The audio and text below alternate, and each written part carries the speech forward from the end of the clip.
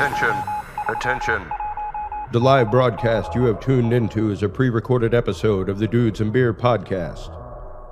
Dudes and Beer is presently traveling the vast void of time and space in an effort to find you more of the best content in the known universe. Enjoy the following transmission, and remember, if you can't be good at it.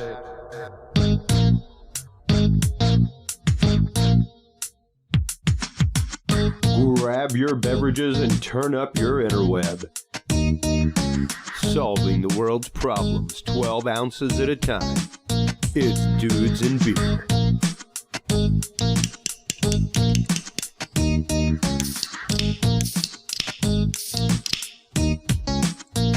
Well, hello everybody.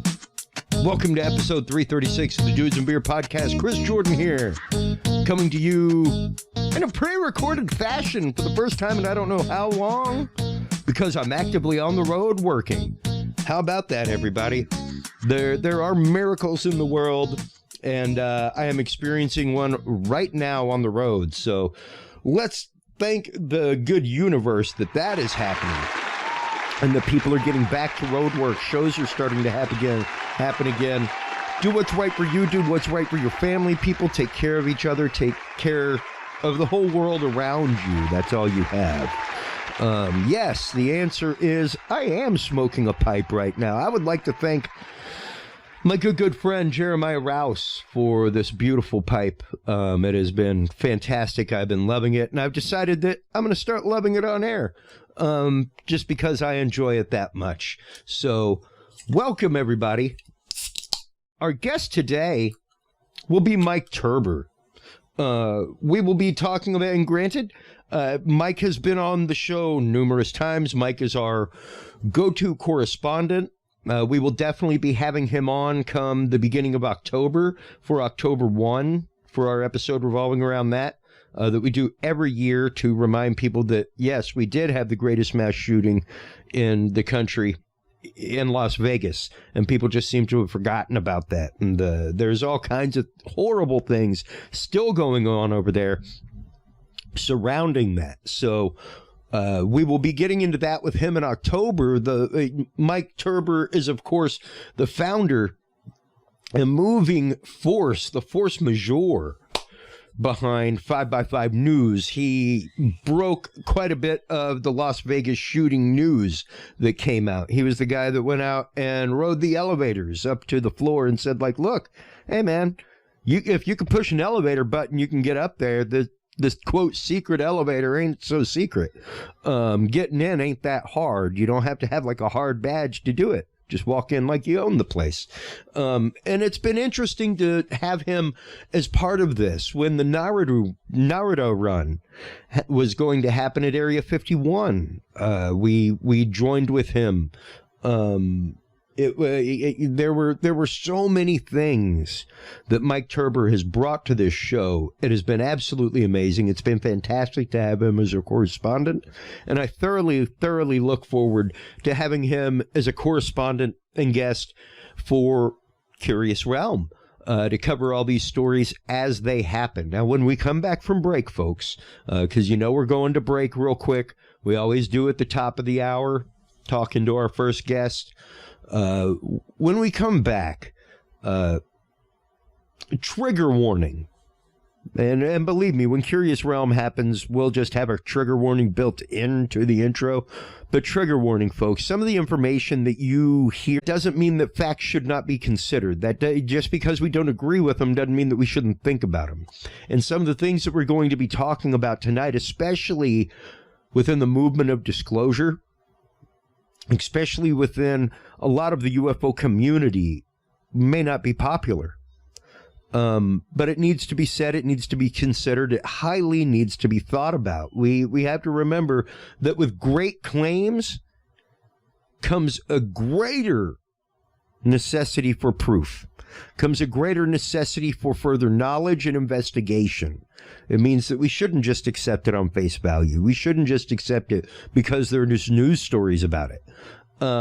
As a matter of fact, that should make us question more, if anything. And I think that's part of what's not happening. The great thing is that it is open communication.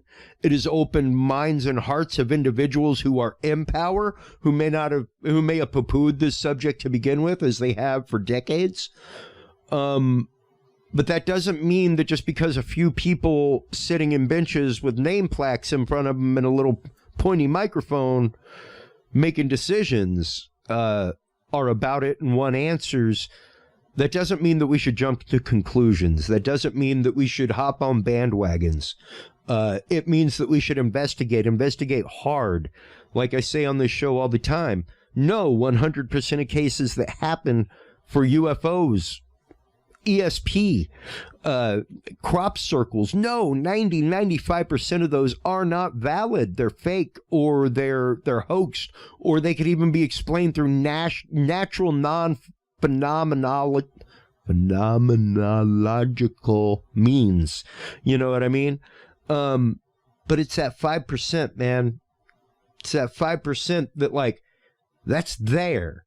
That's happening. And we know through the phenomenology that we're studying through that it's not natural and that there's something to it. So that's why further investigation needs to happen. That's why we're having this conversation. Because believe me, folks, I'm a believer of believers, heart of hearts. I am a believer. But that does not mean I'm also a believer in my God, in the presence of my God in the world. That doesn't mean that if a dude came up to me today and said, "Hi, Jesus Christ, nice to meet you. Some friends are coming tomorrow. You should really pay attention." That doesn't mean that despite my faith, that I would not investigate further. That I wouldn't, vet the story, so to speak. That I wouldn't be afraid to red team the topic, as they put it in a newsroom, which means, okay, you had a source come in. You had a source come in that said that Libya has 28 nuclear weapons on a flatbed trailer coming over the Mexico border tomorrow. This is the source. Now, this is just a source that a reporter in a newsroom is being given. What have you? What does the news director say? Run it? No. He says not only investigate, the news director says, let's poke holes in this story. How credible are the witnesses? How credible are the sources? Do we have pictures? Let's start actively trying to take this story apart and dismantle it. And if it doesn't hold up to scrutiny, we run nothing. We don't even run the inkling of a story. And that's what we need to be ready to do with all of this information. We need to be ready to dissect it. We need to be ready to call it fake and maybe be wrong. And that's okay. So that's what we're going to be getting into with Mike Turber. Not that he's saying anything is fake. Not that I'm saying anything is fake. But we need to be ready for that conversation, folks. So when we get back from this quick commercial break of about a minute and a half of shameless self-promotion, we will be talking with Mike Turber, founder of 5x5 News, discussing everything UFO, UAP, Nimitz, press conferences, press releases, is what's going on actively in Afghanistan a smokescreen? Is it prestidigitation politically to distract from the fact that what's about to hit is bombshell? And not necessarily bombshell in the way we think. When we get back from this message from our sponsors, folks, we will get into that and so much more with our guest, Mike Turber, founder of 5x5 News, right after this. Have you considered starting a podcast? Looking for a way to make your business a voice of authority in an industry? Then Podcast Cadet is the solution for you. Whether starting a podcast for yourself, your brand, business, school, church, or just plain fun, Podcast Cadet is here to help you navigate the waters of the podcast industry. Specializing in one-on-one consultation and training with industry professionals in fields ranging from podcast technology and editing to distribution, monetization, and even social media strategies. Podcast Cadet tailors their services to the specific needs of you and your podcast.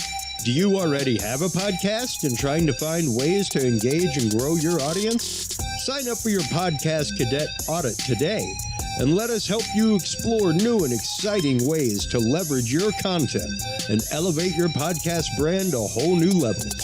From consultational workshops to affordable podcast production and maintenance packages, Podcast Cadet is your one-stop shop for everything podcast related on the internet. Visit podcastcadet.com today to sign up for your consultation or training and use code DUDES20 to save 20% off your entire purchase. That website again is podcastcadet.com. That is right, folks. Stop on by Podcast Cadet today. Full disclosure, I'm one of the founders. The whole reason I helped start Podcast Cadet is because I love this format. I'm a musician, I'm a performer, and I am also a broadcast technician and producer for many, many years. And I love this stuff. I like to make sure that people do it the best that they can possibly do it and to help them come up with a brand to get their message out there. So I teamed up with people to help make that happen. It's been fantastic. It's great to go out to places like we did here recently, to go out to Comic Palooza in Houston, up around a bunch of other comic book nerds like me, and teach them the art of podcasting. Teach them those little finesse tricks on the internet, things like that. While you're online checking out the amazing goodness that is Podcast Cadet, make darn tootin' sure that you stop on by True Hemp Science. TrueHempScience.com is the website, folks, that you want to go to. Use code DUDE7. I came across Christopher Lynch, owner of True Hemp Science, here at a farmer's market in Austin, probably about 6 months after I started doing a bunch of road work for many, many years. It was probably about a month or so after I'd been doing road work regularly. And I'd gone to my doctor and been like, hey, can we work on my meds? Because my anxiety's a little kicking, it's a little much sometimes. So I found Christopher Lynch, and that was probably about the third manufacturer of CBD I've tried. Now, granted, since then, many, many years now, I've tried numerous brands. Every time I go to a city where I can get that kind of stuff, like at a dispensary where it's like good stuff, not just like the stuff that you can buy off the shelf at the corner store, folks, but like formulated for medicinal use product, which is what they make at True Hemp Science. It's absolutely fantastic. They utilize a full spagyric process. And if you don't know what spagyric means, that basically means it's like old school Middle Ages alchemical process of getting they use the whole plant also. So not just the bud. They use the bud, the leaf, the stem, the root, everything to harness as much potency as they can out of the plant. Then after they've harnessed that, they destroy it and then filter all of that through the stuff and then do it again and again and again to extract as much potency out of all of that as possible. And I'm here to tell you, it's one of the only CBD oils that I can taste terpenes in whenever I put it in my mouth. It's one of the only ones that feels like a warm embrace. Like literally, when I take it in the morning, it's like I can take a deep breath for the first time in I don't know how long. I love it. Stop on by TrueHempScience.com today. Check out Christopher's product. While you're online checking that out, make sure on your way out the door at True Hemp Science to use the code DUDE7. Use the code DUDE7 at TrueHempScience.com on your shopping cart of $50 or more, and you will get not only 7% off your entire order, you will also get two hand size. I got a big hand, people. These cookies, I can grip like an eagle. Like, they are immense cookies. You get two either cookies or brownies, 25 milligrams each, for free with code DUDE7, as well as 7% off your entire order of $50 or more at TrueHempScience.com. While you're online checking that out, make sure to stop on by Google and Google Curious Realm. Don't care if you visit the website. You can. We don't have episodes there yet, but we have everything that Dudes and Beer has. So whenever we're referring to documents tonight in the episode with our guest Mike Turber, feel free to stop on by Curious Realm instead of Dudes and Beer and go to the same exact Knowledge Vault page. Guaranteed they will be there. It is a page-for-page copy of the website. We have just not populated posts yet because we switch names. You will start seeing things there. But until then, our call to action to you as an audience is Google Curious Realm. Have your friends and family Google Curious Realm. And if you want to see what it has done already, okay, check this out, because I saw this happen at a somebody that Googled it. Watch this, folks. Just in the month that we have been asking people to Google Curious Realm, we are now on the top of Google's search ranking. Literally, simply by asking people to Google it. That doesn't mean that they visited the website. Nothing. And I know because I'm still doing some back end. I see the numbers on the website and the visits have not upped. This is all literally from you guys Googling something. That is the power that we hold. That is the sway that we in our curious minds hold, folks. So let's sway the world tonight. What do you say? Let's sway the world together. Let's all kind of lock arms. I'd like to teach the world to sing, Mike Turber. I'd like to teach the world to sing. You know what I mean, man? I remember before the first Cisco commercial came out with it, I was like, man, that'd be come together right now over me. I was like, that would be a perfect network router commercial. Man, welcome back to the show, Mike. It is always more than a pleasure having you on. You are always a font of information, theorem, everything. So you are one of the many people that I thank for the tilt into Reds and Beer to the new axis we are on, that is Curious Realm. So thank you for all of that and for all of your hard work. You're welcome. Good luck with the new name change and all. Thanks, I think that's a very wise choice. I think that's going to remove some of the whatever thoughts people had to hold them back for whatever reason. I think and you told me earlier that it already worked for you on your Facebook thing. Oh yeah. We've literally doubled our Facebook page. We're almost at 1,000 followers now on the Facebook page, whereas before we jumped around at 500. Same thing with the group. It would go up to 500, it'd go down to 415. Yeah. People would come, people would go. Censoring you or something on the name, on the original name? Yeah, no. Yeah. I mean, even placing an ad, because that was of course a big catalyst, man. Like, we're trying to grow. We want to place some good placed ads, not to mainly just to get people to come like the page so the episodes pop up in their timeline. However, I was not able to place any kind of ad for anything, not even boost an ad on Facebook for one of my episodes because of the name beer. Now, what's funny, there you go. I changed the name of the page and the group to Curious Realm, formerly Dudes and Beer. Soon as I did, Facebook let me run an ad. Beer is still in the title of the group and the page. Wow. So how or why their algorithm allowed me to do it by putting formerly Dudes and Beer, I don't know, but it worked. So, yeah. You must have put some secret meta tags in there or something that just favored you. That's what it was. I guess so. Maybe we have a listener on the Facebook team. That would be awesome. Who knows?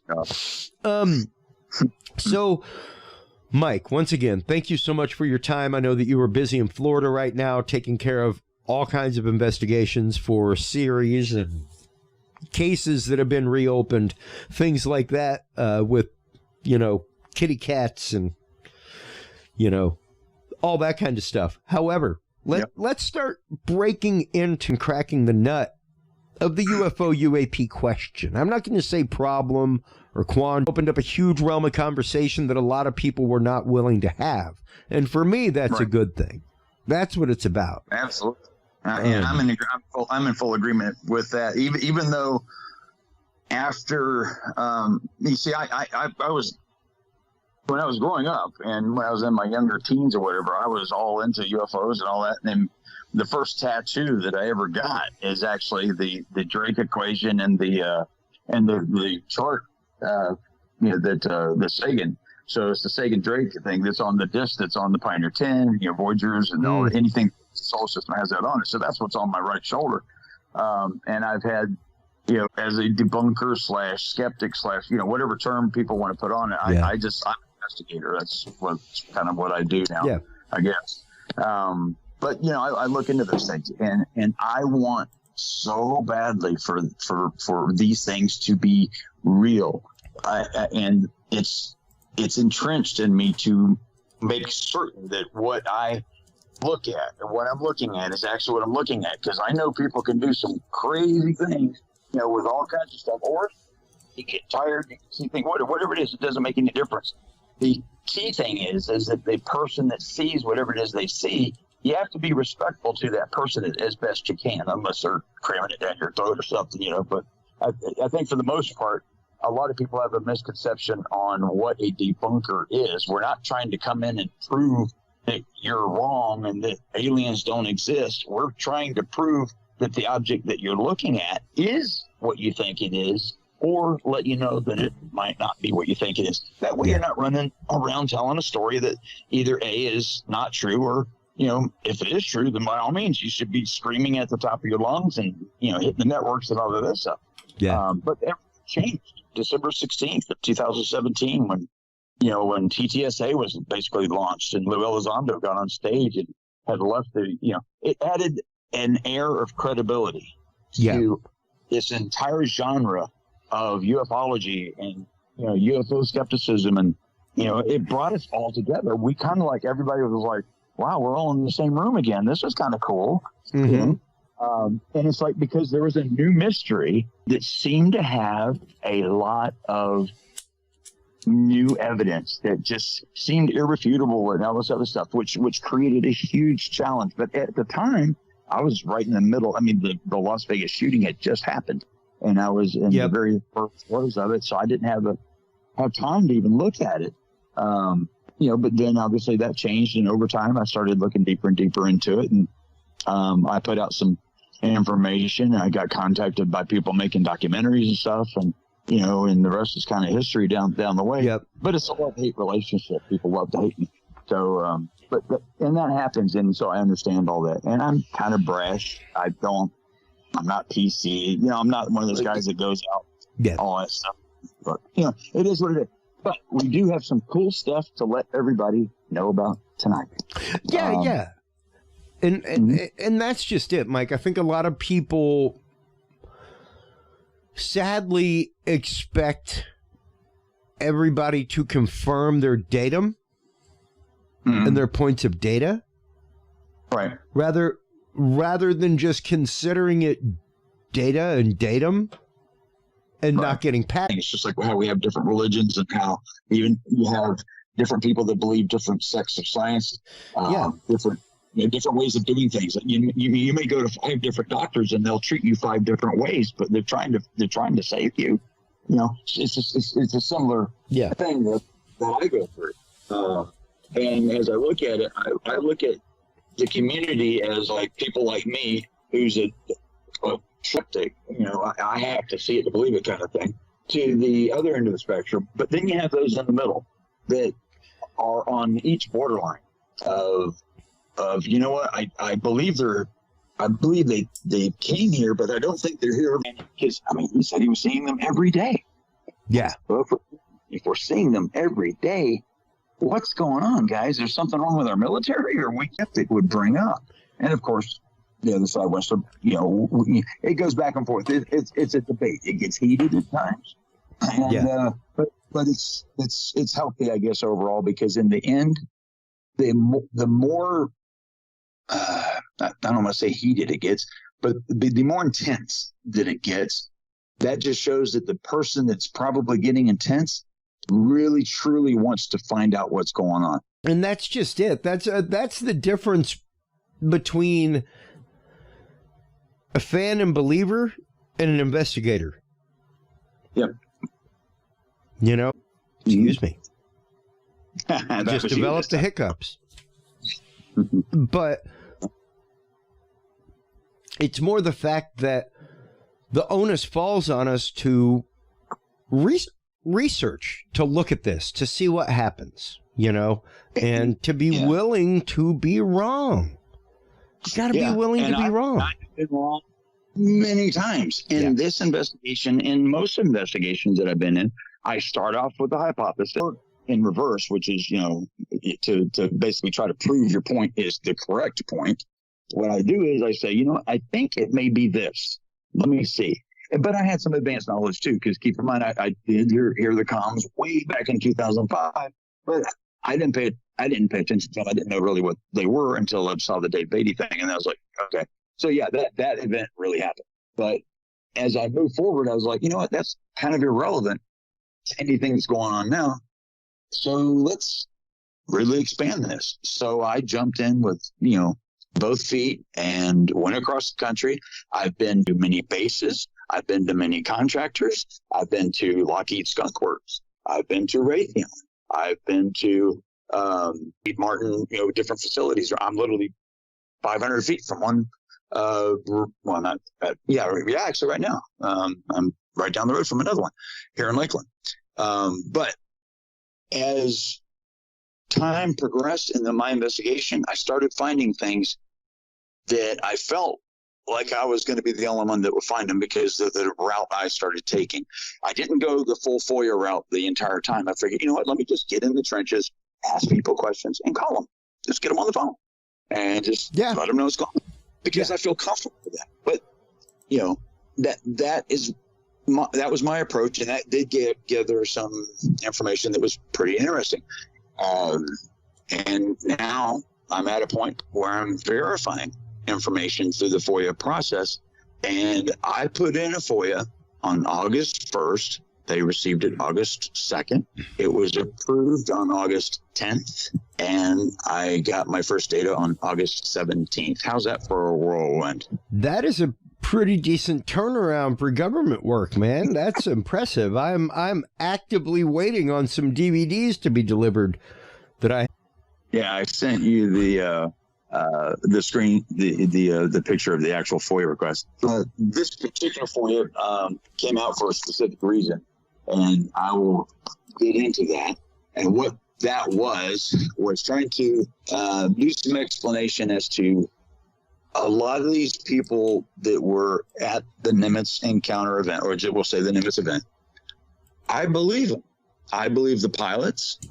Everyone, a lot of people say, well, you're calling them liars. No, I've never said the word that any pilot is lying. What I'm saying is, just like anyone, are you sure that's exactly what you saw? Because the stories conflict. And if you go back and look at the original testimony, they conflict and whatever, but over time, people, think things a little differently. So what I wanted to do was get some factual information that actually is, scientifically, achieved, and so there's a method we could put behind it so other people can see.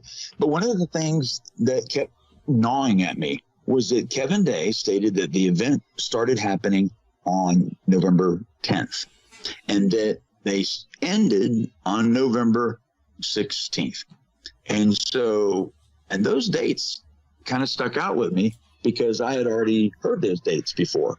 But I didn't push the issue because I had already went through what I went through with the documentary people. But I decided to, let me explore this a little further and see if there's something with this. And maybe it might relate to something that people were seeing. One of the things that I found, and I know people hate hearing this part about the object, but it was that a very large number of weather balloons were launched at the same time from November 10th through November 16th in support of the X-43 Hyper-X missile project. And that was a Hyper-X missile that went to Mach 9.6. Yeah.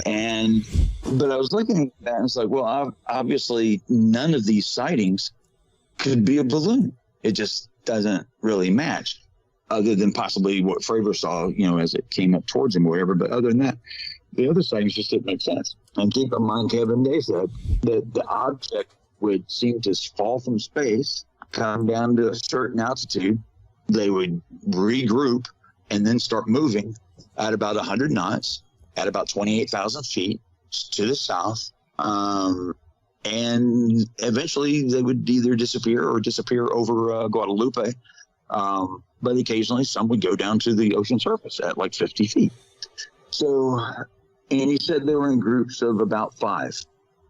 Groups of 5, sometimes up to 10 or whatever. But he said groups of 5 on the first one, as I remember. So I was like, I was thinking, wow, there's got to be something here with the number 5. So what I did was, in my research, there were what NASA had called, if you look at the second launch of the X-43, you'll see they refer to the weather balloon as a special balloon.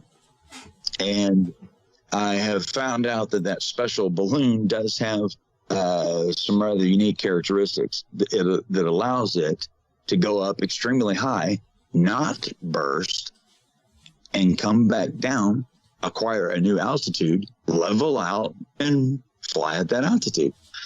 They're called buoyancy layer pressurized balloons. There's other names for it too, but the buoyancy layer pressurized balloons, those move at a certain altitude so that they can track weather patterns at that altitude. When you launch a weather balloon, they normally just go straight up, or not necessarily straight up, but they meander with the wind, and they get up to about 100, 110,000 feet, and they burst, and then they just fall back down, and they're done. Well, it seems like a big way. So what they did was they started making balloons that they could pressurize a certain chamber and allow the balloon to actually adjust its altitude based on the buoyancy of the air inside the bag. So if it wanted to go up, it could. If it wanted to go down, it could. And what have you. It couldn't steer and fly around. A lot of people are saying, well, you're saying that a balloon was going, Mach 25 or whatever it is that the Tic-Tac was going. No, I'm not saying that at all. I'm just trying to put a piece of the puzzle in to explain what Kevin Day saw on the radar. But one thing was gnawing at me. One thing that was gnawing at me was he said that they were in groups of 5. Now, if I told you that 5 planes were flying in from the coast and they were in groups of 5, how far apart would you say those planes would be? Typically, I would think that they would at least be a plane width apart, if not 2 to 3. I mean, if you're talking one plane width, that's like Blue Angel status flying. Mm-hmm. And so for the longest time, I had, pictured in my mind that these objects can't be those balloons because they were launched. 2 balloons were launched from Point Magoo. 2 balloons were launched from San Nicolas Island. And 1 balloon was launched from Vandenberg Air Force Base. Those places are far apart. It's not like these things are going to group up and somehow fly around. So that I let go of it. I was like, well, that can't be it. And I kind of put it to the side. And then it came back to me. I was like, wait a second, because I started reading some more about the buoyancy layer pressurized balloons. And then I kept going back to, why is the Air Force calling these special weather balloons? What is so special about these weather balloons? And then it hit me. I contacted Kevin. I said, Kevin, let me ask you a question. I said, do you recall how far apart those balloons were? Or those objects, sorry, I keep saying balloons. Those objects that you saw tracking in on the radar? And he says, oh, yeah. I said, about how far apart were they? About 10 miles or more. 10 miles. So immediately my mind just started racing. I was like, and so I sent him back a message. I said, bingo. Because this whole time I had visioned that these things were like within hundreds of feet of each other, tracking in. And so. And it wasn't that Kevin didn't give an accurate indication of the objects.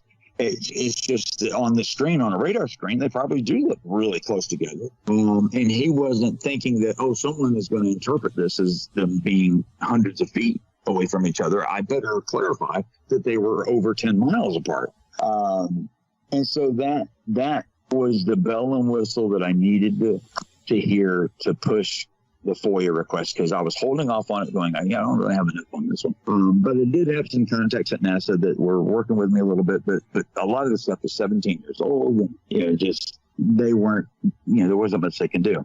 So then I got some help. I can't say who, but you'll see by the whirlwind tour that this FOIA request took on August first. And, I've been bugging this particular individual for a little while. And so apparently they didn't make a call, and my FOIA got pushed pretty close to the front or whatever it is they were doing. And they didn't just email me. They called me. NASA called me. Oh, wow. They called me. I was like, I answered the phone. I answered the phone. I hung up on her at first because I did the wrong button. Because I saw that, what you just get kind of freaked out. Yeah. Like, okay. I answered the phone the second time, and the girl's name's I'll just say her first name's Clarissa, and she asked me if I was Mike Turber, blah blah blah. I had FOIA request in about the X-43. I said yes, and she said she had some information for me, and so we talked for a bit, and there's more information coming, but I was sent 331 pages right away, which was a book that was written by one of the reporter people there. But one of the key things that was in that book was this. I had stated at one time that I believe the object that Chad Underwood filmed was a F-18.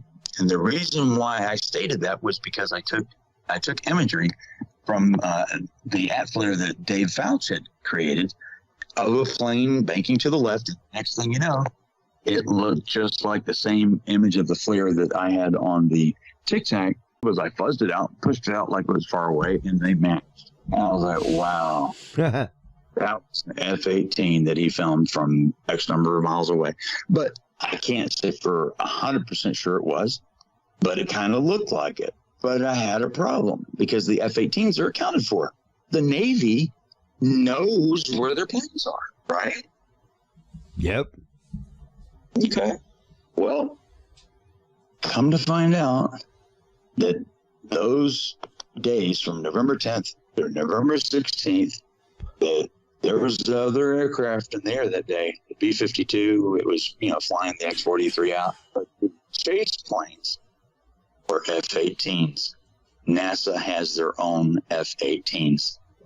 That is the unexplained, non-transponder aircraft that was in that airspace that no one knew what it was or where it was, but it was far enough away that it wasn't really interacting with anybody because it was well beyond the range of the radar or above the app flare. But we now can account for 2 more F-18s that were in the area during those days. And it's interesting that you bring up the F-16 Falcon. I mean, number one, it's one of my favorite planes ever. No, F-18 Super Hornet. Oh, okay. I thought you were talking about there was a F-16 involved as well there, but no, okay. No, the B-52, just the B-52 and the 2 chase planes were F-18 F-18, just F-18s. I don't even think they were Super Hornets. Okay.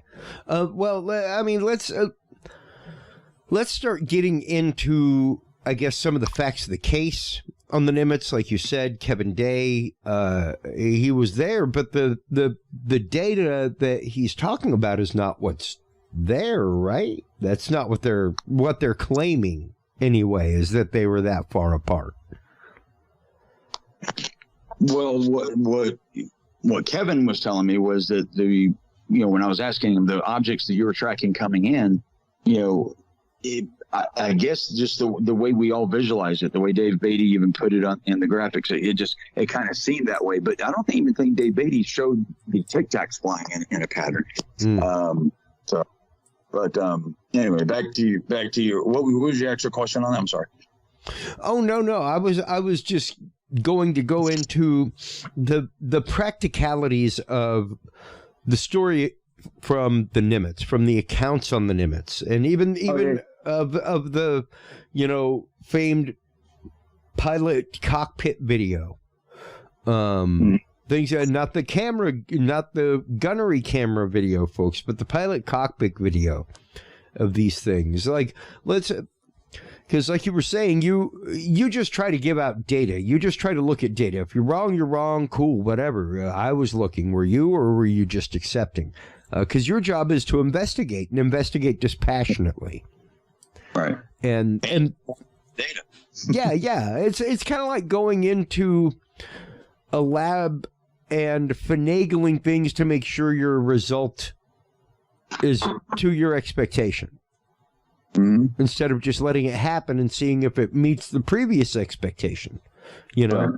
Right. And there were a lot of mysteries that were there. You know, one of the prime mysteries was just that, like we talked about a minute ago, was the Navy obviously has their planes accounted for. Yeah. Why would there be a mystery plane, whether it be, you know, a civilian jetliner or any aircraft inside that operating area? And a civilian aircraft wouldn't be in that operating area. And so that's where I guess Mick West and I diverted a little bit, because he was claiming it was most likely a civilian. And once I went down that rabbit hole of the F-18, I was like, okay, I cannot take it. I have to find out where these F-18s came from. My first theory was that it might be Chad Underwood's missing wingman, because we don't have a report from him. We don't have a statement. Nothing. Of all the pilots that were out there that day, you know, we have the wingman from David Fravor, or wingwoman, which was Alex Dietrich. You know, we have then we have the Chad Underwood, which was, you know, the wingman for his play. Chad was the wizard anyway. But we don't have that other F-18 accounted for. We don't know where it was. I even asked Kevin. I said, you know, where he doesn't remember where the specific was, but obviously they would account for the planes. And that a stumbling block for me. I was like, wow, I know in my mind, I'm thinking, I know it's an F-18 because God, I've been looking at this thing for 60 straight hours. Where did this thing come from? And I was thinking, well, maybe it flew out of Miramar. So now I'm looking at flights out of Miramar. That's too far away, and all these different locations. And then, boom, I see this and I go, wow, the chase planes for that B-52 that had been flying in that area, practicing their runs, were F-18s. Mm-hmm. And that's curious. You know, even still curious is the case of the black boxes missing from the F-18s on the Nimitz that the Air Force came and took. Yep, and I got some information on that too. Do it. Well, that information is in 3 different locations. One of those is in Morristown, New Jersey.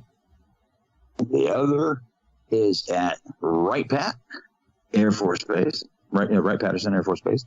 And the other one is going to remain undisclosed at this moment. That way, if someone comes up to me and says they know where they are, I'll say, okay, what's the mystery one? Yeah. But, so that's it. So I'm trying to get information on that. Now, keep in mind that those Air Force personnel, now there's 4 people that were there. You had 2 from the Air Force that were in Air Force uniforms and flight uniforms. There was actually 5 as far as what I'm kind of coming up with.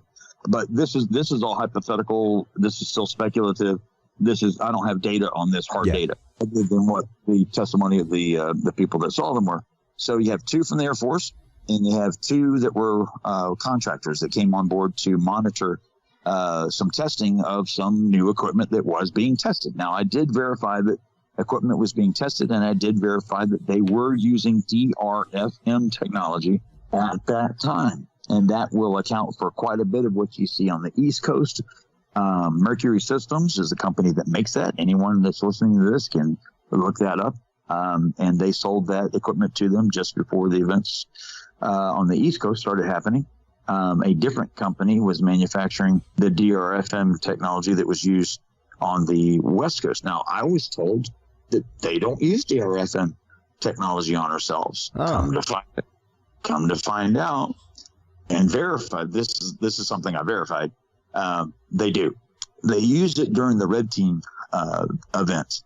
And what happens is they'll put out a plane like a Growler or any plane. It doesn't really matter. And they put the DRFM technology in it. And so it looks like you've got, Russian MiGs coming in, or you can make them look like anything you want. One thing is I've got a piece of audio here. Let me try to see if I can pull this up. Okay. And let's see, how do I do this here? And let's go over here. I think I didn't click. You're still there, right? Oh, yeah. I'm here. Now, don't lose it. as you search for that clip, let's think about one of the first questions that came from an audience member today regarding this, what we're talking about right now, and regarding the Nimitz, and even the whole situation. You there? Hey, Hello. who's this guy? This guy hacked into our conversation. Huh. Yes, I am Q. Who are you? Well, You miserable earthlings. I got you, Chris. I just landed in my Tic-Tac. Oh, nice. How is it in there? Plenty of legroom? Plenty of legroom. Yeah, you know why? Because the volume is much bigger inside than the outside surface area, because the geometry is non-Euclidean. That's part of Einstein's general theory of relativity. And Kind of like Jacques Vallée talked about that in one of his, I guess, his Fast Walker book, that he claims that he saw a retrieved flying saucer where you walk into it. It's like it's 30 feet across from the outside, but when you walk in the interior, it's huge. And that's exactly what happens like in a black hole. You know, like in the interior of a black hole, the volume is much bigger than the surface area would suggest. Some non-Euclidean geometry. awesome. Yeah. So in any case, why are you calling now, Mike? What's the You know me, I call you, and whenever I think of something, I had a physics. I knew we were going to get into some of that, and I wanted to surprise Chris, and I think I did. Yeah. I got you. Did you tell him that I'm probably half extraterrestrial and only half human? As long as your work isn't half. Yeah. Well, that's the whole point. My physics is coming from the Tic-Tac intelligence itself. Exactly. I think that's a fair. No. I'm half joking, but I'm half serious. Right. You know, because that's what it seems to be over the last 70 years or so that I've been working on this problem since I was about 10 years old, and since I think I met Phil Corso back then. Since my grandfather was working for the Army, and I used to hang out at Army headquarters at the Quartermaster Corps in the Garment District, and I'm pretty sure I met Phil Corso, and we were talking about flying saucers back around 1949. Wow. That's 2 years after Roswell. Now, I can't be sure it was Phil Corso, but it was some Army guy. When I saw Phil Corso's picture, day after Roswell, and I know Bill Burns, wrote the book, it rang a bell. It looked like it could be a false memory. I don't know. It's 1949, 1950. Where were you? You were like 30 then, right? But the point is, I've been thinking about flying saucers since I was a kid in the late 1940s. And then, as you know, Mike, the CIA and the Defense Department basically officially kind of recruited me into studying the problem by around 1973. Oh, wow. Al Puthoff and Russ Targ at the Stanford Research Institute, and that whole strange story. So I've been working on the damn problem, along with a couple of other physicists, and we've solved the problem. We understand exactly, in principle, how these flying saucers, I'm not talking specifically right now about Tic-Tac, it includes Tic-Tac, but all the evidence over the past hundreds of years, thousands of years of these weird contacts that people have had, we understand how it works. It's Einstein's general theory of relativity and quantum mechanics. It's elementary physics. And as you know, Mike, I get very pissed off and very angry when I hear the people from TTSA, when I hear Chris Mellon and Louis Elizondo and Jim Semivan, and of course, when I hear them telling the government that the technology is 1,000 years ahead of us. It's not. Putin's agents have been monitoring my work for decades, and they actually videoed me about it a couple of times during Obama's administration. Back in October 2013, I think they were weren't they in Orlando with you? Or not with you? No, Orlando, no. I was in Orlando. That's 2011. Oh, okay. 2011. A film team from allegedly from St. Petersburg, Channel 5, which is a television channel that's owned by a close friend of Vladimir Putin's. They came and videoed me about all this stuff, which I knew, back then. Back then, I wasn't as advanced as I am now in 2021. And as destiny and synchronicity would have it, I was actually with Hal Puthoff and Kit Green. Oh, wow. At the end of October in 2017, when they would run out to the room and they were making calls, setting up the whole New York Times thing with Leslie Keane. Yeah. So I think it's kind of very, very strange. All right, but the message is the problem, the physics, we understand the basic laws of nature of how these things work. It's low power warp drive, and it's a conscious intelligence, a conscious artificial intelligence that's controlling it. We understand how it works. It's elementary physics. It's physics that can be taught undergraduate, Berkeley, Cal Tech, MIT. It's not difficult. Yeah.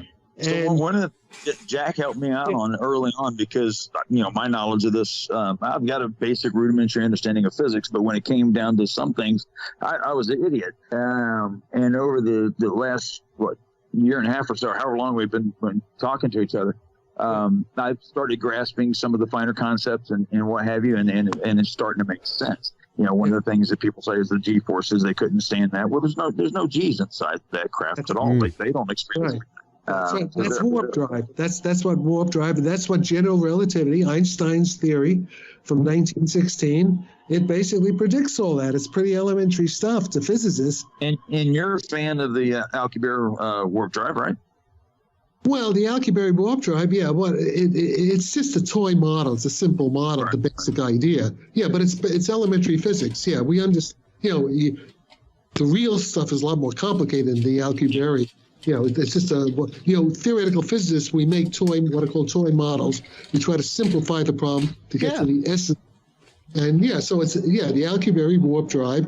What's happening is that the Tic-Tac, if it's moving toward you, say it's moving collision course with you, it's shrinking the space in front of it and expanding the space behind it.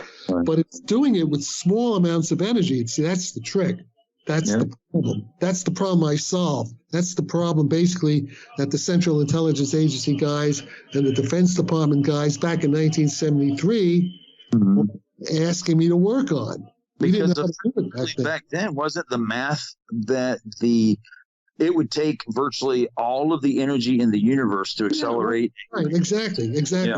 But that's false. Obviously, it's false because we see these things floating around. It's false. And the reason it's false is that they forgot it's technical, but it involves metamaterials, artificial materials. You hear Louis Elizondo talking about metamaterials, but he doesn't know what they really are. He doesn't know how they work. And it's true. Allegedly they found some of these metamaterials maybe in retrieved craft. But these metamaterials have extraordinary electromagnetic properties.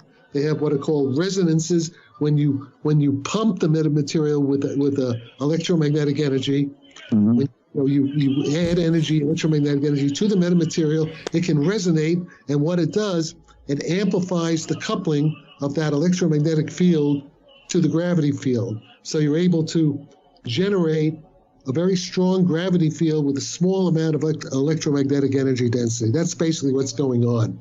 It's called a metamaterial resonance. And it only happens if the metamaterial is just sitting there, nothing's going to happen. You have to pump it with the right frequencies and wavelengths of electromagnetic energy, from an external source in order to get it to do this. But that's what we see the Tic-Tacs doing. So from a standard, from metamaterial to a normal material, if someone's going, because if they hear metamaterial, the only word they hear different is meta from material. Metamaterial is a lattice. It's a sort of a crystalline structure of artificial atoms. With nanotechnology, we make these artificial atoms that have these nice properties. We design them any way we want. You just go to Wikipedia, You look at the term metamaterial, you Google metamaterial, you'll see thousands of articles. There's hundreds of scientists already working on metamaterials because they have all different kinds of applications. They're used in stealth, in cloaking ships, stuff like that, and invisibility cloaks. There you go. So there's a lot of work. But what people don't know is that these metamaterials can be used to amplify the coupling of applied electromagnetic fields to the gravitational fields, the warp drive fields that are needed for what we see happening with these. I know Mike doesn't think the videos of the Nimitz encounters are real. Maybe Mike is right. I don't know. But that doesn't matter because that's just a couple of little pieces of evidence. There's a lot of other evidence for the reality of the phenomenon. Oh, I hope. I absolutely agree with that. And like I said at the beginning of the show, Jack, I am a huge believer. I mean, I keep track of crazy amounts of science news, things like that. I work major conferences and as an AV tech where I have like the head of like Lockheed Martin's space science division on my stage talking about like interstellar ion engines for an hour. So it's interesting to hear these things and even to hear you bringing up metamaterials, because that is, of course, a topic that we've been talking about here for a while and with Mike for quite a while, especially all the new things that come out. Now, what I have held as far as this information, what has come out, like you're saying, we definitely have the technology. We have the means to make this. Yeah. Our problem is we have a lot of stupid people in the government, in the American government, that are preventing progress. Yeah. That's our real problem. I call it the stupidity barrier because the Russians are ahead. The Russians, my ideas are taken very seriously in Russia. I was told that Vladimir Putin himself is aware of Jack Sarfatti, okay? And also Donald Trump is aware of Jack Sarfatti. I was told that by a couple of CIA guys who talked to Trump about it. So, and another fact is that several hundred Iranian physicists from Tehran and Iran have been tracking my work, and I can prove this very easily. Tracking my work for years. So the point is, and I don't know about the Chinese. So the point is, the only people who are not really paying attention are the Americans when the Russians and the Iranians are already working on my stuff. Okay, and that's a fact. I can prove that. Willing to testify in Congress about that. Talk to the CIA, to the Defense Department. I can prove everything I'm saying. Well, it's literally that fact from Eisenhower's farewell speech, Jack, of beware the industrial military complex, but understand that we've opened this genie bottle and there ain't no putting it back. All we can do is curtail it, and it takes an educated populace to keep this in check and in control. Well, keep it in control. But let me say just a funny thing. I was in the Air Force ROTC at Cornell, 1950s, and President Eisenhower came and we reviewed us. We marched past him saluting Eisenhower. So I'm just saying there's a for me it's the fact of, and I've held on this show before, like last time we had Mike on, the big bell that we kept ringing was the fact that a couple of years ago the U.S. Navy literally put out not only a patent, but there were popular mechanics and popular science articles. Okay, let's talk. That's all bullshit, though. About the laser system that's chaff? No, I'm talking about the pious. You're talking about the pious? Oh, no. I'm talking about the fact that there is full-on technology where we can send a laser infrared projection that is visible to the eye, visible to radar, and looks just like... I don't know about that. I thought you were trying something else. It's a technology that's out there. So for me, it's the fact of, are these companies who have had these metamaterials from things that, hey, they may be recovered craft, whatever, Jack. But the fact is, we have the metamaterials. We now have the science to apply the metamaterials. There's no way that these contractors can make money in the private industry unless they're released to the public. Yeah. Okay. Let me say. So it's interesting that even the fact that these folks leaking the information out to the public. Okay, so we have the technology to do stuff. Are we doing things as a means by which to kind of shake that hand and go, let's go forward technologically, and to announce the fact that UFOs exist, UAPs exist, they're real, is the only way that we can actually say, listen, man, we've been working on this technology for decades. Okay, but no, they haven't. They have and they haven't. Depends what you're talking about. Sure. There's a lot of work being done on metamaterials. There are many different kinds of important technological applications of metamaterials. But what they're not working on is my particular discovery, because they don't know about it, how the metamaterials can amplify gravitational fields with small amounts of energy. That they don't know. I'm pretty sure, unless they've been reading my stuff, they may know, but they would have been in touch with me if they knew. They don't know. And part of the reason they don't know is that people like Eric Davis and Colonel John Alexander and Christopher Mellon are preventing my ideas from being known by the right people. There's a barrier. They're putting up a barrier. They're stonewalling me, and that's very bad for national security because the Russians take me very seriously, and the Russians are working on my stuff. I'm quite sure of that.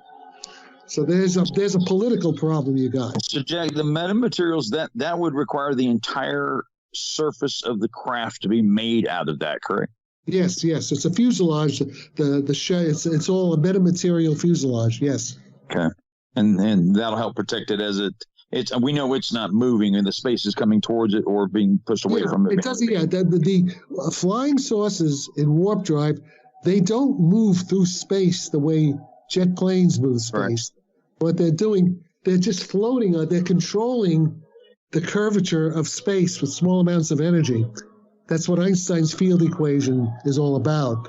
And so it's kind of like okay, did you read Frank Herbert's Dune? Remember Frank Herbert Dune, where they fold space, they just kind of, you're controlling the geometry of space-time, so you can effectively move wherever you want to go. And by the way, it also permits time travel. See, time travel, very important. You should know. All those things are definitely possible with the physics that we have today. Wait. Yeah, okay, wait. Let's get something clear. It's no longer a question of possibility. Yeah. I say it's a fact. Yeah. That's the only way to understand the flying saucer phenomenon. And by the way, the CIA knew this 50 years ago when I was when I was 30 years old at SRI. They were talking about flying saucers coming back from the future. They already knew this back then. Yeah. Yeah. They didn't know how it worked though. They wanted me and a couple of other guys, like put off those guys, to try to figure out how it works, okay? And we finally did it. It took 50 years to do it, but in the last couple of years, we really got it down now. We understand it. So whenever you hear Louis Elizondo or Chris Mellon or Jimmy Simivan or any of these guys in the media, when they say we don't understand it, that's bullshit. We do understand it. They don't understand. They don't. They're preventing the understanding from reaching the important people in our government. That's what I'm trying to tell you. Why would they do? Go ahead. Why stop that progress? That just maybe there's something going on behind the scenes that we're not aware of. There's nothing going on. No, there's nothing going on, because you want to know something? All these guys are preventing my information from getting right. They're all pretty stupid. I know who they are. I know what they know. They're dumb. They just don't understand the physics. Yeah. Well, I guess what I was getting, I know, and there's a correlating actual real event that occurred. Remember the movie Contact when they built that device to go and I can't remember, Dr. Haraway, whatever her name was. She went, and then the machine was destroyed. What are you talking about? One when you can build two, right? So I'm sorry, but I don't know what you're talking about. Yeah, the movie Contact. Yeah, well, that's a movie. Okay, I'm talking about reality now. But I'm bringing reality into it. A lot of those things are being built behind the scenes, just like the K8. Okay, no. Well, let's get this clear. You're giving too much credit to the military-industrial complex. I know a lot of these guys. They're pretty stupid, okay? They don't know physics the way I know it. listen, they're good in certain things. They know, so yeah, they can build jet planes. They can build, that they know, but they don't know Einstein's theory of gravity very well. Because it's not taught very well in most of the universities, even today. It's only taught in a few places, and the places where it's taught, these guys, they have huge contracts from the government. I know them, guy Kip Thorne, and they stay away from anything having to do with the UFOs. It's the woo-woo factor. Right. So there's a political, cultural problem here. The only thing I agree with what Christopher Mellon, those guys say, is that there is a problem. That there's the good scientists, the scientists who could solve the problem are afraid to get into the field. Yeah. This is changing a little bit with that guy, Avi Loeb from Harvard, who some dumb billionaire has given him a lot of money, came to him and throwing money at him to do more measurements. But Avi Loeb is a good man. But he's an observational guy. He doesn't understand how these things work. Sure. Okay. Sure. He's measuring. See, but it's good what he's doing. But these guys don't understand how the thing works. And I'm telling you, we do understand how they work. Sure. So what do you need? Where do we send the check? Well, I was actually scheduled. I was supposed to meet Donald Trump. I have a couple of guys in the intelligence community who know Trump, and Trump knew about this, but it was supposed to be after he got reelected, but he didn't get reelected, so that's the problem. Yeah. Well, and, speaking of things politically, that was one of the questions that we had from a listener for tonight's episode before we even knew that you were coming on tonight, Jack, was what do you make of the timing of what's going on right now abroad overseas? Is that like some sort of feigned detraction from what's going on within the quote UFO to UAP disclosure? Kind of a one hand watch what the other look at this hand, don't pay attention to what we're doing over here. Well, that's a good question. I don't know the answer to that.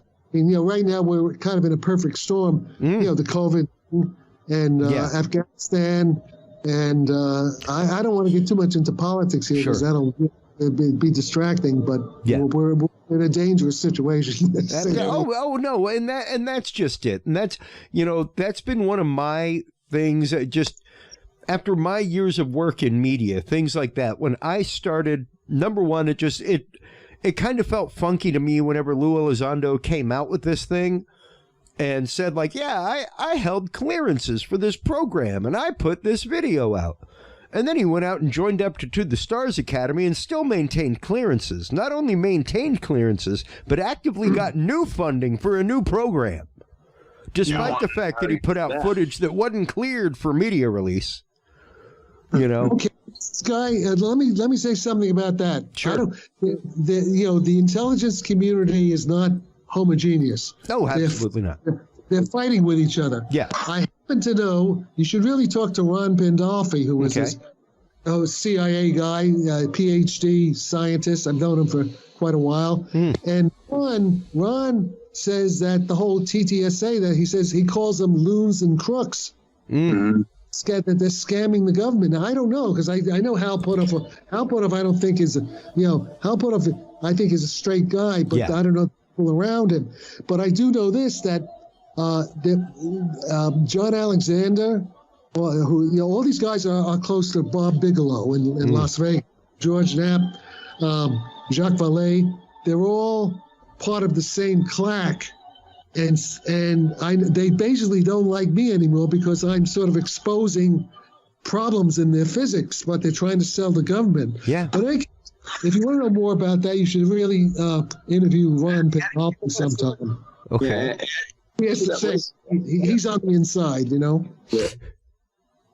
Well, for me, it's like I said, it was just the fact that did not settle well with me. It still doesn't settle well with me. It still doesn't settle well with me that they are the go-to people, despite nobody really. Like I say on the show all the time, Jack, I am a believer. But because I'm a believer, that means that my realm of proof should be bigger. My yes, need for proof should be bigger. Yeah. Otherwise, I'm believing out of blind faith. Also, you should talk to John Warner. You know about him? Okay. Yeah, the son of the Senator Warner who just died. Okay. He has a lot of insight. Yeah, he's also he's a Mellon. His grandfather is the same grandfather as Chris Mellon. They're cousins, but Warner has a lot of inside information on the kind of things you're just now talking about. Military and industrial complex. Well, and you know, that to me is more than anything, I think, what is bringing to bear some of this information, and the fact that yes, we have that this technology can exist, that it can be there, because we're talking about hypersonic intercept systems for missiles, and some people didn't even know the fact that Russia and China were working on hypersonic missile programs. Yeah, you know. They're still thinking that we're at like Concorde level, and it's going to take 4 hours instead of 8 to get to France. You know? Yeah, we can get there in a second. Yeah. Never mind the fact that they're looking at hypersonic passenger transport. Okay, let me say something about that. Sure. Hypersonic technology is obsolete. Oh, sure. Yeah. Rockets, jet planes, obsolete. With warp drive, it replaces all of that. Yeah. So, for example, when Elon Musk and Branson and who's the other asshole? Bezos. They're spending. Tell us how you really feel, Jack. Yeah. They're spending. Well, they're intelligent assholes, but they're fools. They're brilliant in what they do. They're brilliant in certain things, but they're wasting billions of dollars on rocket technology when they could be building warp drive, Tic-Tacs. Yeah. To get to Mars in 1 hour or even less. Yeah. Because, going through space, you're bypassing space. Yeah. Mm-hmm. Yeah. And now, let's go in a little bit more, Jack, into not just the theorem, but the practicality of this science that you're speaking of, the practicalities and the realities of the science of warp drive technology, and how much like they've just not only they just double confirmed the fact that CERN can make matter out of light. Well, that's so what? That's old physics. That's not directly related to what I'm talking about. No. I'm just talking about the technological leaps that we have made as humanity. We are now 2 steps away from saying, replicator, feed that town. That's pretty incredible technology. Yes, but so the only thing stopping us right now, it's just a political problem that the government leaders are listening to the wrong people. They should, they should be talking to me and the physicists I'm working with, and not depend only on Hal Puthoff, Eric Davis, Louis Elizondo, and that whole crew. Okay, They should get as much insight from different points of view as possible, and they're not doing that. They're not doing their job. That's what I'm saying. Yeah. Oh, absolutely. Somebody paid somebody something somewhere to smooth over that relationship problem, but I die in the dress. Well, it does help having a rock star front your place. Yeah, as soon as I heard that, I was right away suspicious. That's a psychological warfare operation. Yeah. That's just you don't get a clown. I mean, Tom DeLonge, he's a clown. He doesn't know anything. Now we've got Jeremy Corbell to take over. He's now the front man. Look at all the stuff. Which one is he? Is he the guy with the beard? Yeah, he's the guy that brings out the videos. He's another idiot. I'm sorry, but he's a schmuck. They're all stupid. They're all so stupid. I hear them talking. I said, where do they get these clowns? Yeah. Yeah. And I mean, that's kind of like saying, hey, Huey Lewis showed a lab in his video. He can start up a science place, right? Like he can start up a research institution. He's a scientist. Well, You can fund it. You can fund it, but should you be out like speaking on it in that kind of authoritative way? You might want to leave that to one of the physics professors that you're using, you know?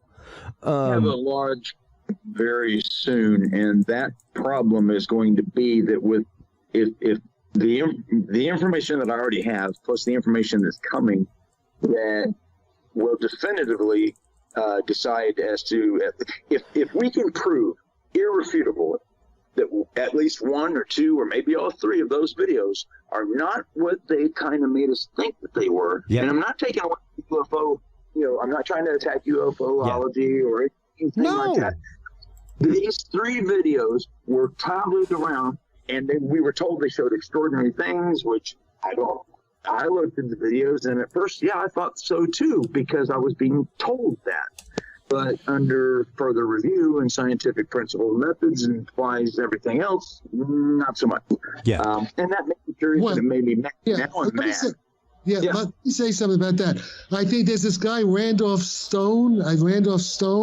He's supposed to be the Inspector General who's investigating all this stuff, and he should be taught. I don't see that he's doing his job. He should be contacting you. He should be contacting me and getting all the parties together and defeating this. There should be investigations from the Senate. Sure. What's the Intelligence Committee? What's going on? And these dumb bastards are not doing their fucking job. I'm sorry about that. No.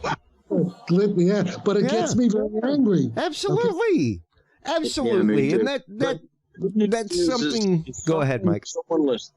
I'm sorry. Someone actually listened because, Jack, you're not aware of this, but my FOIA request went in on August 1st. It was replied to, or it was assigned on August 2nd. August 10th, it was approved to go forward, and I received a phone call on August, 17th, 3 days ago, whenever it was. NASA called me on my FOIA request. That I've never seen that done before that fast, and even Mick and some of the others are saying that it's probably going to be a while. And I said I don't think so, and that's because we did have a little bit of a push by individual that kind of helped us out a little bit. So there is some people that we can look towards to probably get some things moving. I want to push Jack's envelope here. I want to push the envelope. If Jack's calculations and everything's correct, we should divert a portion of whatever budget going, wherever it's going, over to a project and let Jack lead it, give him 2 years to make a prototype or whatever, and to get that working, to give him everything he needs to get that going. Because it doesn't matter if UFOs are real or not. It's the technology they would have to use that is real, and we can make it today. We don't have to wait 500, 1,000 years like Lou Elizondo says. It can be done now. We just need to get behind it. Yeah. Well, let's put it this way. I think the Russians are going to have it before we get it. Things are going at the moment. Well, can you imagine if the Iranians got it? Oh man. Yeah. Okay.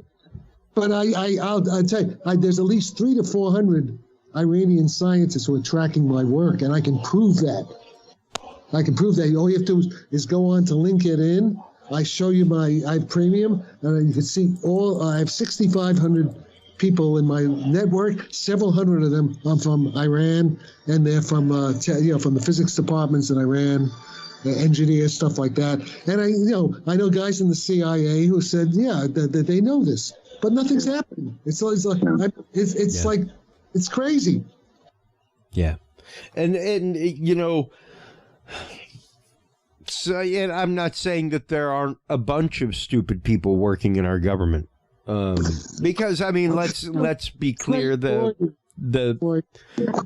average as a whole is the fact that most people cannot sift and sort information, Jack. Yes. Right. Much less people in a government job. However, I am also of the belief that, there is a good 1 to 2% of a cabal in higher places that are either trying to keep funding inside of a special access program, keep funding down from a special access program that is competing against their special access program. Like, good God, I remember friends in college who had their experiments friggin' sabotaged by other people that were going for the same master's degree grant.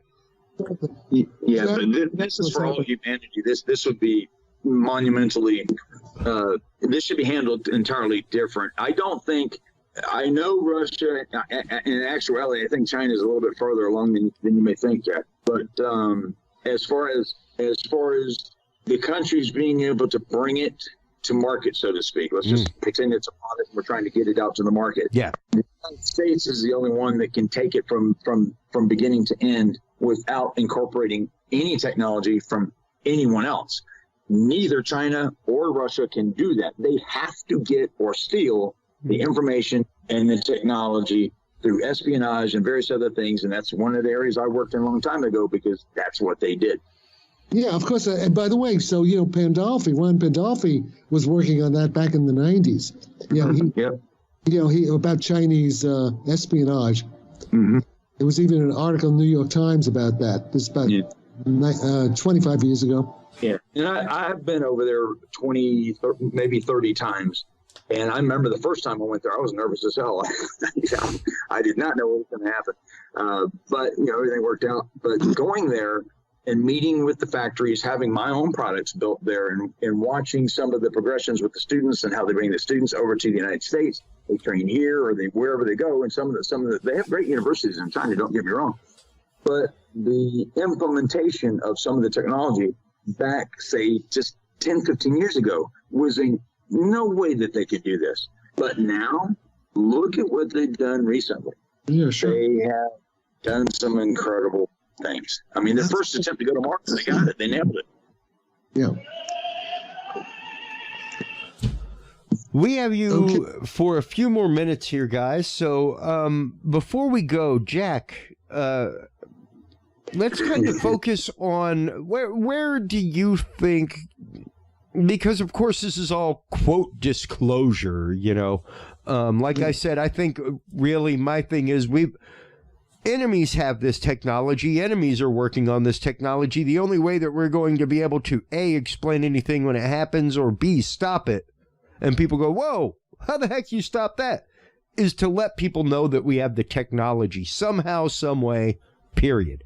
Well, I'm telling you, we understand. Sure.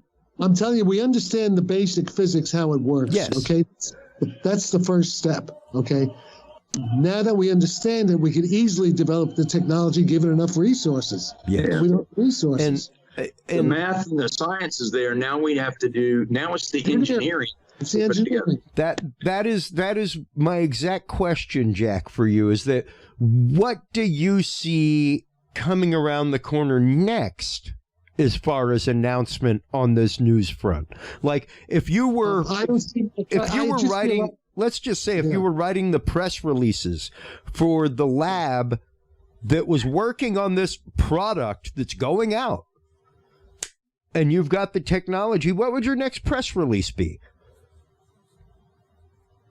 Like what would, like, if you were trying to tell the world about what's going on, what do you think the next leap of technology that they're going to try to explain this with?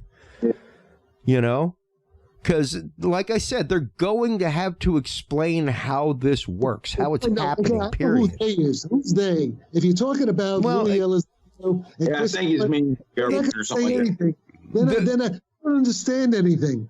Sure. All they know is it's real. Yes. The only good thing Chris Mellon says is that this is a big intelligence failure if we ignore it. Yeah. I agree with him on that.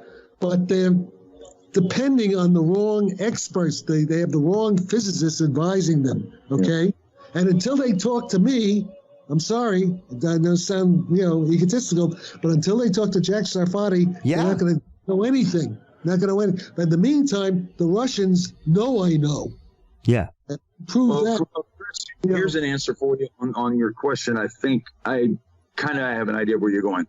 The average person doesn't care how things work. They just care that they work. Mac is proof of that. If they pick up the phone and they order a pizza and all of a sudden someone knocks on the door, they don't care how it got there, whether it was a drone or a car or whatever. But what you're saying is that what if they put the replicator inside the room, so to speak? I'm not saying that specifically. I'm just saying the technology advancement so great that everyone should be in awe. I don't think the average person would care either. It'd be like, oh, another new microwave-looking thing. We press a button and the pizza appears inside that device in seconds. They wouldn't care. It'd be cool, just like the microwave or whatever else came out first. It would be obviously leaps and bounds ahead of anything else. But I think we could absorb that technology into the American culture or to the Earth culture very quickly, sure. just like that. Yeah, I don't think it's going to like disrupt humanity. Yeah. It's just the fact of the changes that are even most people do not realize that Moore's law has collapsed, that it's gone. You know? Yeah. And the mind blow of that, like I grew up with an Atari 2600. You know, like I'm an 80s kid, man. I remember having a turbo button on my computer that took it to 128 megahertz. I've got like 128 gigs of RAM in this computer that I'm on right now. That's just the memory. That's not even storage capacity. So comes out. To see this literal gigaflop of progress in my lifetime, you know, like I said, that we've been working on research, we've been working on metamaterials, things like that. This is just news to some people. They don't realize this stuff goes back to the work of Buckminster Fuller in the 1970s.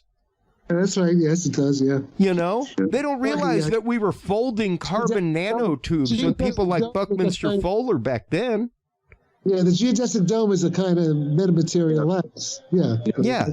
Yeah, that's good. So you know, like I said, and like we're saying right now, the average person just it's not on their radar in the everyday. We're people like Jack. You swim in physics. That's what you do every day. Yeah.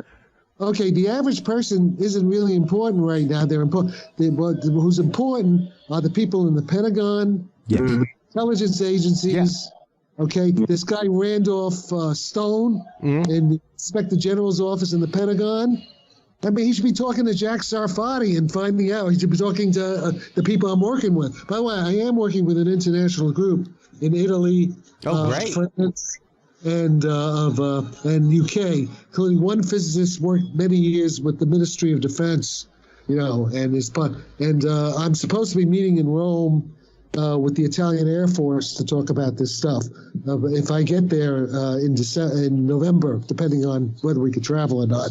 Yeah. So there are foreign powers that are interested. I was even contacted by two guys from Istanbul.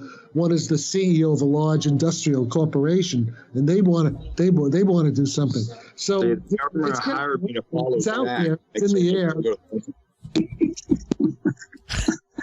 Well, you know, for me, it's the fact that, yes, we are on the cusp of a major change. We are on the cusp of exactly what was happening in the early 90s when computers shifted and CDs became the norm, things like that. We are on the cusp societally of something. You know, as Art Bell put it back in the day, the quickening. You know, things are just happening at a more rapid pace. I mean, they just released an article today, or not today, but this last week, talking about printable skin where you can put electronics in it. You know, things like that. Yeah. So the world of the transhuman is not far off. The world of, once again, transporting things. We've already transported light particles. It's not long before we're into the world of small solid objects or other particles. We've already got invisibility cloaks. I mean, you're talking about wormholes, stargates. We can do that. That's the Stargate technology is the same as the warp drive technology. It's interesting. And as soon as you control the gravitational field, you can make stargates. Yes. So it's the same. It's the same equations. It's just different applications of the same. Is a white hole the other end of a wormhole? Or are we able to see these, or have we seen what we believe to be wormholes or the effects thereof? I'm not talking about black holes. I'm talking about actual. No, all we've seen is so far black holes. Although some physicists think that some of these black holes might be wormholes, but we don't know yet. That's going to involve more work by Kip Thorne's group with the LIGO and doing these computations. We don't know for sure. We don't know. I can say this: the UFOs are proof of wormholes, of stargates. Sure. That I can say that. Yeah. That I can. Okay. Because otherwise, where'd they come from? that is something that I've held and said on this show numerous times, Jack, is that if anything, what we are looking at is possible either time or dimensional travelers. Not that aliens don't exist, not that alien life forms don't exist, not that it would subtract from the grandiosity of God and creation that they exist. But the odds of them coming here to this rock, as opposed to something closer to them, the odds of us having something from a parallel universe fall through the bubble meniscus between us is much more likely, I think.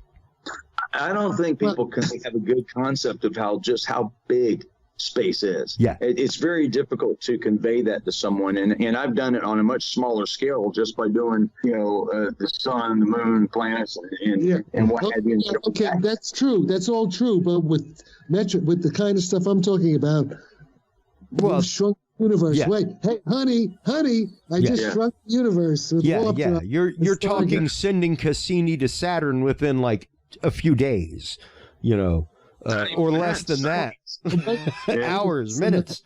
And that's just it. But that's a whole other program. Absolutely. And that's what I was just about to say. I think this has been more than enough information and more than enough of a surprise this time around, Mike Turber. But I definitely want to have you back on, Jack, to talk about wormholes, stargates, things like that. Because, once again, people do not realize that this is a possibility of the known physics we have. Okay, wait a minute. Okay, but you're being too weak about that. Oh. You're being too... Sure. It's not a possibility. It's a reality. Yes. It's reality. If you accept the fact of the flying saucer phenomenon, forget those videos, that particular thing. But in general, there are thousands of reports. If you accept that as a fact, then stargates are a reality because that's the only way they can get here. Plus, I have other evidence, but I'm not going to do it on this show. That's all right. Direct contact evidence for what I'm talking about. Wow. Okay? Well, it gets really... Mike knows what I'm... Jack, I can't tell you how much I've enjoyed this last bit of the program. I can't tell you how much I have enjoyed your appearances on Gaia, Deep Space, things like that. Oh, you saw that? Oh, okay. Okay. Oh, I'm a deep cut hardcore nerd, man. Believe me, I watch all of it. Okay. But the data that you are putting out there is so absolutely beautiful, so absolutely amazing, because once again, it just gives proof to the fact that this is existing technology. This is not just in the realm of theorem, it's in the realm of, yes, we can practice it. Yeah. And the question is are we? Yes. There's someone doing it right now, Hey, and then Someone is doing it, but they're not us. It's the U.S. government doing it. Yeah. Well, and that's just it. People, the fear that Russia and China are ahead of us, and we dump some money into this, but they're not doing it, which makes me think, well, maybe they're not doing it because they are doing it. Well, I don't know. You see, here's the thing: those contacts. The 2019 was the 2019. The contacts with the drones. Yeah. That thing. Yes. I wouldn't be surprised if that turned out to be Russia or Chinese. That they have some of the, because they've had at least 5 to 6 years, maybe more, almost 10 years, to develop the kind of technology I've been talking about since. Yeah. So they may have that. I don't know that they do, but it's a possibility. I would not discount it at this point. Yeah, precisely. And like I said, when people don't pay attention to news announcements about, hey, we just made a hypersonic intercept system that we've tested and it works. That's what breaks my heart. Because it's like, if we've got hypersonic technology that they're not talking about, what else do you think we have? You know? I don't know. Can you fire a laser at some blank space in front of me and have it talk to me and make me believe that I'm actually seeing something? Yes. Can we do the same thing and you can touch it and feel it? Yes. You know? I was at DARPA when we had a think tank across the street, and then DARPA had this one building that's in a weird spot in DC. But anyway, but yet you have a DARPA Hearts, and that's where they take a project and it's done in such a way that they put a lot of efforts and resources into it, and they bring in a lot of people for think tanks and stuff. Sure. And so they had this globe that you walk up to. Now they didn't have the haptic feel, but you could manipulate objects in 3D space in front of you, and you didn't have to mist the room. There was no mist in the room. There was no powder, no nothing. Yeah. It literally was there. And it was just like walking up to the Death Star, view that we all remember from Star Wars, and taking that image and manipulating it with your hand. Yeah, and it wasn't accurate, but now you can feel it. Yep. Now you can feel it. Yeah, precisely. With hypersonic audio, things like that, you can absolutely use waves that are small enough that you can't hear them, but you can definitely feel the vibration. Yeah. And it's absolutely amazing technology, and it's out there. It's no longer the realm of science fiction. This is science fact. Like Jack is saying, we can travel through time if we want to. Oh, absolutely. You got Doc Brown with you right now. Yeah, that's right. Well, once again, Jack, I can't thank you enough for coming on the show tonight. I would love to have you on again and again and again and expose so much more of the world to the amazing research that you have been doing, to the amazing truths that you know from the realm of physics, because it's a whole new world out there, and I don't think people are quite aware of it yet. Well, you know? No. Not aware of it, and some of the people who should be cooperating with me are preventing this from happening. See, that's what I'm. Yeah, and granted, a lot of that may be fear, because maybe you don't want to be the one to step out there and get it wrong, you know. But hey, people in charge, welcome to the driver's seat of every scientist in science. You're reaching out on a limb, and you may just be wrong. But that's the point of science. Exactly. That's the point of hypothesis and testing a hypothesis with theorem before it becomes a fact. And even then, the fact can either be altered, changed, or worked around. Exactly. If it was, and that's something that I've been trying to drive home to my audience and on social media, Jack, is that science by definition is not static. Exactly. If science is static, then why on my son's wall is there no planet Pluto? Right. If science is static, then we are stagnant. Yeah. That means that there will be no more growth. And hey, man, until 500 years ago, the Earth was flat. That was scientific fact. To think otherwise, Jack, you'd get burned at the stake or excommunicated or kicked out of your town. You know, that was witchery to say otherwise. And that was science. That was the known science at the time. And that's what we have to remember, folks, is that science is forever the, quote, known science of the time. Doesn't mean it can't change. Science teaches, it doesn't have opinions. All right, folks? And that's what we have to remember, is that there are facts there. The facts don't lie. The facts have been checked and double-checked. And these theorems are sound. They're there. Yeah, now we've got to push them forward. We've got to get this done. We wouldn't have a patent without a working prototype.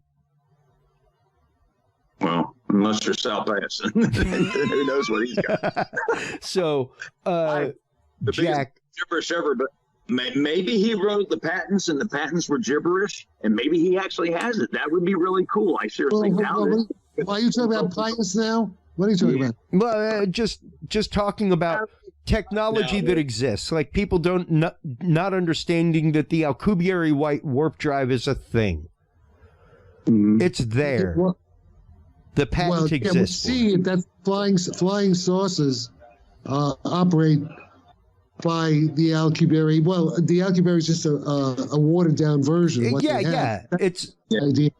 It's a cog in a system, nothing more. It's a step on the pyramid of the knowledge, But the fact and now that the technology is catching up to the sci-fi, so to speak, and I think that the public can. I'm so sick of being told that we need to be conditioned for whatever. We've seen enough movies. We've been, I don't think everyone's going to freak out and do crazy things. There might be some strange religion somewhere that might not take to it, but for the most part, I think everybody's ready.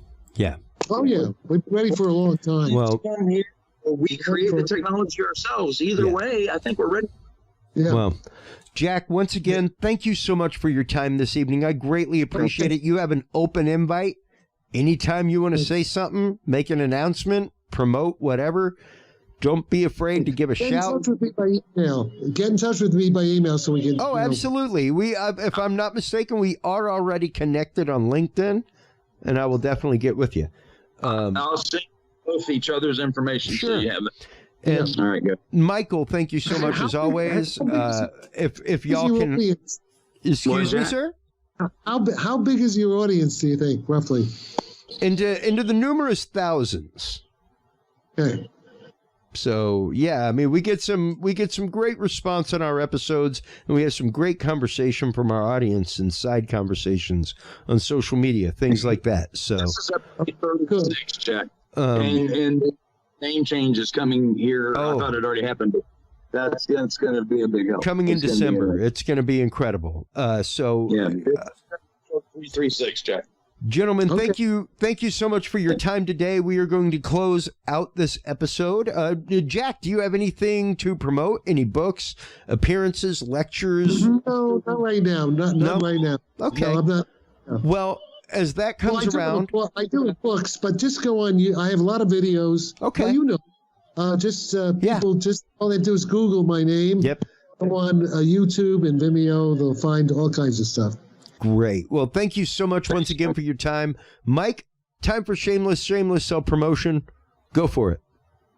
I'm Mike Turber, 5x5 News. Just to let you know, if you want to see my stuff or more, or even Jack, you can go to 5x5 News on YouTube, or just Google Mike and Jack, or Tic-Tac Jack, and you'll find them too.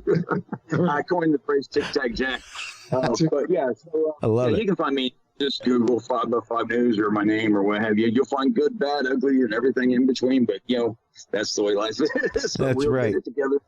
Well, gentlemen, please do hold the line while we close things out real quick. While you are online checking out all the goodness that is the research of Jack Sarfatti, as well as the amazing things that 5x5 News puts out, make sure to stop on by and join the conversation on Facebook. Our page and our group are both Curious Realm, formerly Dudes and Beer, as we are changing over. While you're online checking that out, please do make sure to stop on by the Curious Realm website.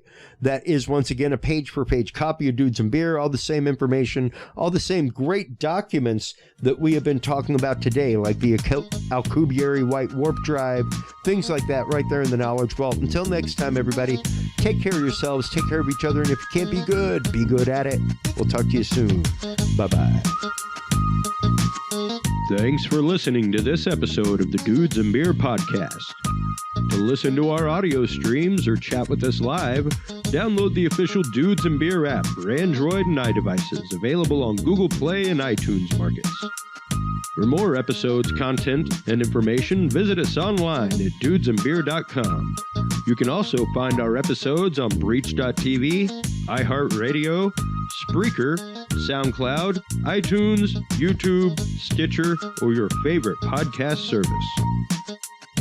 Dudes and Beer is a proud member of the HC Universal Network family of podcasts. For more about our sponsors and other podcasts on this network, visit hcuniversalnetwork.com. Thanks for listening, everybody, and until next time, drink responsibly.